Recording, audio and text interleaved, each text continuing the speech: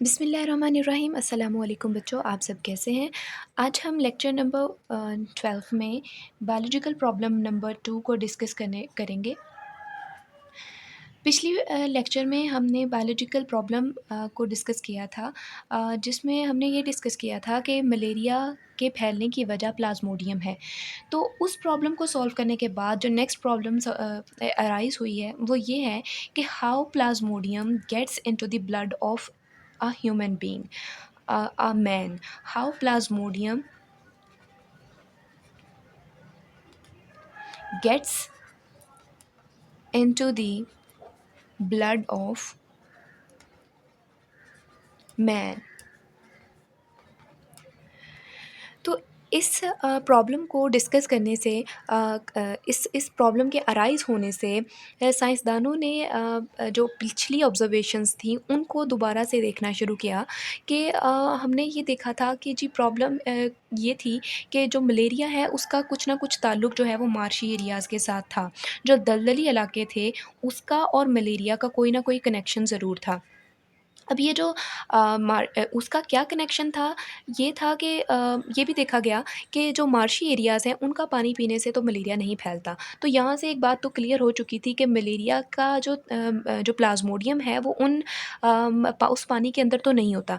फिर उसके बाद इस ऑब्ज़र्वेशन को देखने के बाद एक और साइंसदान जिसने 1883 में एक और साइंसदान है जिसका नाम है A.F.A. किंग। इस साइंसदान ने 20 ऑब्जर्वेशंस जो थी उनकी एक पूरी लिस्ट बनाई है और उन 20 ऑब्जर्वेशंस के जो कि इम्पॉर्टेंट ऑब्जर्वेशंस थी उनमें से 3 जो हैं वो बहुत ही ज़बरदस्त और अहम हैं। और वो ऑब्जर्वेशंस कौन-कौन सी हैं? उसका ये कहना था कि जो मलेरिया है वो वो जो मलेरिया जो है उन लोगों को ज़्यादा होता है जो कि वो मार्शी एरियाज़ के करीब सोते हैं, ठीक है? मार्शी एरियाज़ के करीब जो लोग हैं उनको मलेरिया जो है वो ज़्यादा होता है।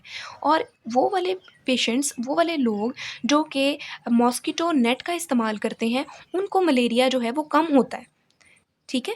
और इसके अलावा वो वाले लोग जो कि अब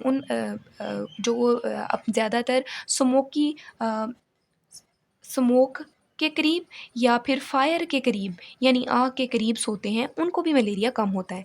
इन 3 ऑब्जर्वेशंस से उसको ये तो पता चल गया कि इसका मतलब ये है कि मलेरिया का कुछ ना कुछ ताल्लुक मॉस्किटो के साथ ज़रूर है।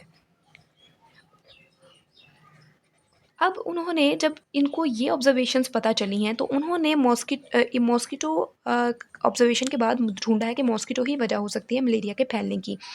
तो फिर नेक्स्ट स्टेप ऑब्ज़र्वेशन के बाद आप जानते हैं कि हाइपोथेसिस होता है। हाइपोथेसिस उन्होंने ये जनरेट किया कि plasmodium mosquitoes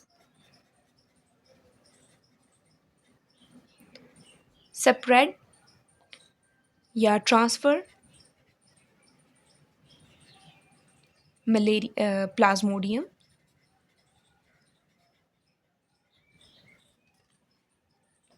in the blood of a man and so is the cause of malaria. यानी कि उन्होंने यहाँ से ये अंदाज़ा लगा लिया, हाइपोथेसिस जनरेट कर लिया कि मॉस्किटोज़ ही प्लाज्मोडियम को ट्रांसफ़र करते हैं। अब हाइपोथेसिस के बाद जो नेक्स्ट स्टेप है वो है डिडक्शन का। तो डिडक्शन बच्चों यहाँ से ये निकली उन्होंने कि इफ़ और देन हमने लगाना है, इधर इस इफ़ और देन का इस्तेमाल करना है कि if if the mosquitoes are the cause of the transfer of plasmodium into the man, then plasmodium should be present in that mosquitoes। इसका मतलब ये है कि अगर मॉस्किटोज़ ही जो है वो प्लाज्मोडियम के या मलेरिया के फैलने का सबब हैं, तो फिर इसका मतलब ये हुआ कि मॉस्किटोज़ के अंदर भी ये वाला प्लाज्मोडियम होना ज़रूरी है। तो अब नेक्स्ट स्टेप था एक्सपेरिमेंट का। ये प्रॉब्लम आपको जितनी देखने में सिंपल लगती है, इतनी सिंपल नहीं थी। साइंसदानों ने इसके ऊपर सालों रिसर्च की है, सालों इसके ऊपर एक्सपेरिमेंट्स किए हैं, तब जाकर इस प्रॉब्लम को सॉल्व कर सके हैं और इसका नतीजा ढूँढ सके हैं कि हाँ जी, प्लाज़्मोडियम जो है वो मॉस्किटोज़ की वजह से ही फैलता है। अब उसके बाद एक न्यू साइंसदान है जिसका जो कि 1883 80s में जो 80s में उन्होंने ये वाला जो है ना एक्सपेरिमेंट किया है, और वो साइंसदान रोनाल्ड रोज़ है। रोनाल्ड रोज़ भी एक ब्रिटिश आर्मी फ़िज़िशियन था, और जिस वक़्त वो इस पे मलेरिया के ऊपर काम कर रहे थे, तो वो इंडिया में थे। और उन्होंने क्या किया, उन्होंने ये किया कि जो फीमेल एनोफ़िलीज़ मॉस्किटोज़ है, उस एनोफ़िलीज़ मॉस्किटो है, उसको एक जो मलेरियल पेशेंट है उसको काटने दिया, और उसके बाद उस एनोफ़िलीज़ को मार कर देखा कि उसको, तो उसने क्या देखा कि उसके स्टमक में भी प्लाज़्मोडियम जो है वो फैल रहा था, मल्टीप्लाई कर रहा था। अब उसको ये तो पता चल गया था कि जो प्लाज़्मोडियम है वो मच्छर के काटने की वजह से ही फैल रहा है। अब वो उसने ये सोचा कि अगर इसी एनोफ़िलीज़ को किसी ये एनोफ़िलीज़ किसी हेल्दी पेशेंट को काट ले, किसी हेल्दी सॉरी इंसान को काट ले, तो फिर वो भी मलेरियल पेशेंट हो जाएगा, उसमें भी मलेरिया फैल जाएगा। लेकिन ऐसा करना थोड़ा ख़तरनाक था कि इंसानों के ऊपर डायरेक्ट एक्सपेरिमेंट नहीं किया जाता। तो फिर उसने क्या किया, उसने एक क्यूलिक्स मॉस्किटो को लिया, और क्यूलिक्स मॉस्किटो को एक जो मलेरियल स्पैरो थी, उसको काटने दिया। अब उसने क्या देखा, उसके जब उसने मलेरियल स्पैरो को काट लिया, तो ये क्यूलिक्स मॉस्किटो में भी प्लाज़्मोडियम जो है वो ट्रांसफ़र हो गया। अब ये जो प्लाज़्मोडियम है, इस का इस बात की तरफ इशारा कर रही थी कि हाँ जी, प्लाज़्मोडियम जो है वो मॉस्किटो के अंदर ट्रांसफ़र हो चुका है। अब इस क्यूलिक्स मॉस्किटो को उस साइंसदान ने हेल्दी स्पैरोज़ को काटने दिया। जब इस जो मलेरिया वाला मॉस्किटो हो चुका था, जिसके अंदर प्लाज़्मोडियम है, उसने हेल्दी स्पैरोज़ को काटा, तो कुछ दिनों बाद वो स्पैरोज़ भी जो हैं वो मलेरिया उसके अंदर फैल गया। यानी वो भी मलेरियल स्पैरोज़ हो गई। ठीक है? अब उसके बाद ये तो उसने जानवरों के ऊपर एक्सपेरिमेंट किया ना, तो उसके बाद 1890s इन 98 में इटालियन साइंसदानों ने इटालियन साइंटिस्ट्स ने इंसानों के ऊपर भी एक्सपेरिमेंट किया।